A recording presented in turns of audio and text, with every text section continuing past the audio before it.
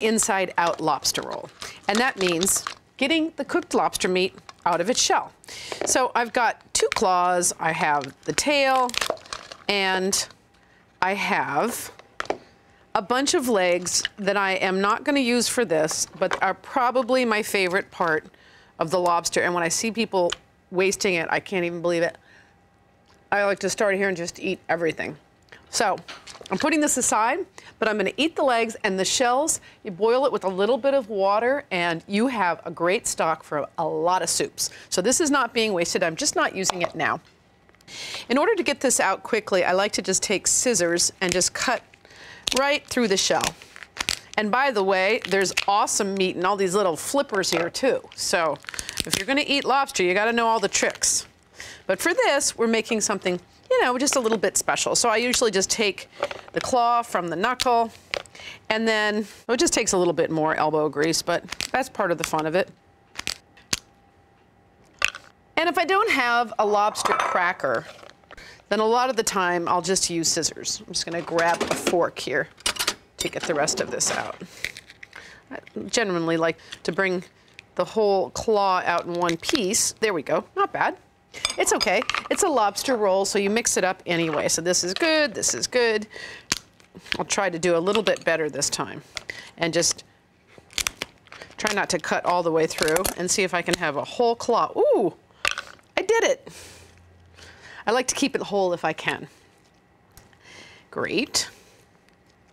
And the knuckles can be a little bit stubborn, so then I'll just take the scissors and go right up the side. When you start working with lobster, you're going to get a little bit of a bath, so you have to be prepared. And then just open this up.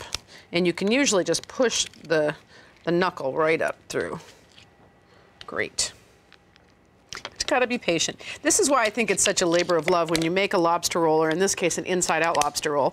I mean, it's fun for people to definitely get their own whole lobster, but it's also a bit of a luxury if you just sit down to a beautiful plate of the whole lobster. Somebody already took it out for you.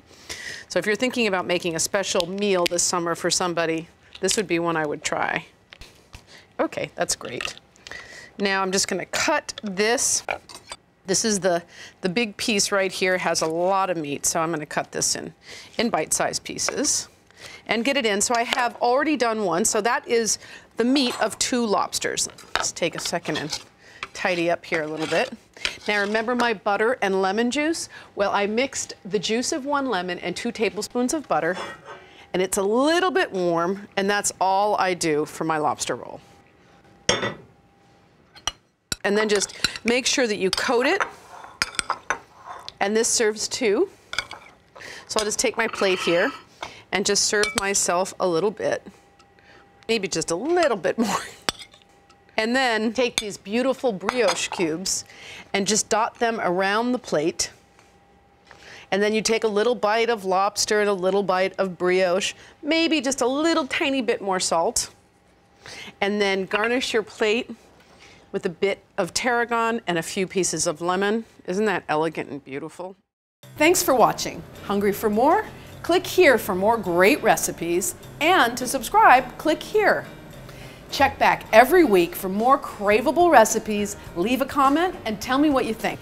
And don't forget, head over to our other channels for Everyday Food with Sarah Carey, Martha Stewart Weddings, and the Martha Stewart channel.